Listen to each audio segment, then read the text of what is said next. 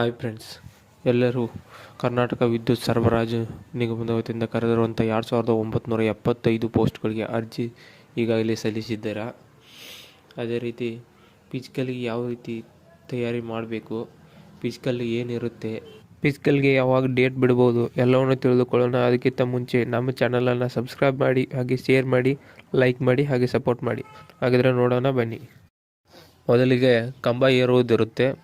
ಇದು 8 ಮೀಟರ್ ಕಂಬ ಇರುತ್ತೆ. ಇದನ್ನು ಆಲ್ಮೋಸ್ಟ್ ಎಲ್ಲರೂ ಫೇಲ್ ಆಗೋ ಜಾಗ ಅಂತಂದರೆ ಇದೆ ಅಂತ ಹೇಳ್ಬೋದು. ಇದನ್ನು ಕ್ಲಿಯರ್ ಮಾಡಿದರೆ ಅರ್ಧ ಫಿಸಿಕಲ್ ಕ್ಲಿಯರ್ ಮಾಡಿದಂಗೆ. ಇನ್ನು ನೆಕ್ಸ್ಟ್ ಬಂದುಬಿಟ್ಟು 100 ಮೀಟರ್ ರನ್ನಿಂಗ್ ಇರುತ್ತೆ. ಅದನ್ನು ನೀವು 14 ಸೆಕೆಂಡ್ಗಳಲ್ಲಿ ಕ್ಲಿಯರ್ ಮಾಡಬೇಕಾಗುತ್ತೆ. ನಂತರ ಸ್ಕಿಪ್ಪಿಂಗ್ ಇರುತ್ತೆ.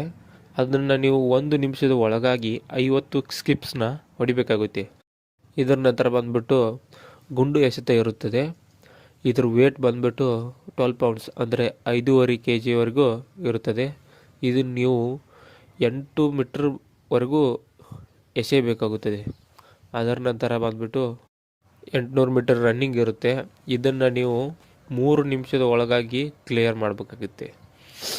ಅದೇ ರೀತಿ ಫಿಸಿಕಲ್ಗೆ ಯಾವಾಗ ಕರಿಬೋದು, ಆರ್ಥಿಕ ಇಲಾಖೆಯವರು ಅನುಮೋದನೆ ಆಲ್ರೆಡಿ ಕೊಟ್ಟಿದ್ದಾರೆ. ಬಟ್ ಈಗಿರುವಂಥ ಸಿಚುವೇಶನ್ಗೆ ಮಾರ್ಚ್ ಅಥವಾ ಏಪ್ರಿಲ್ ತಿಂಗಳಲ್ಲಿ ಫಿಸಿಕಲ್ಗೆ ಅವರು ಕರಿಬೋದು ಅಂತ ನಾವು ಅಂದ್ಕೊಂಡಿದ್ದೀವಿ. ಇದೇ ಥರ ಹೆಚ್ಚಿನ ಮಾಹಿತಿಗಾಗಿ ನಮ್ಮ ಚಾನಲನ್ನು ಸಬ್ಸ್ಕ್ರೈಬ್ ಮಾಡಿ, ಶೇರ್ ಮಾಡಿ, ಹಾಗೆ ಸಪೋರ್ಟ್ ಮಾಡಿ. ಧನ್ಯವಾದಗಳು.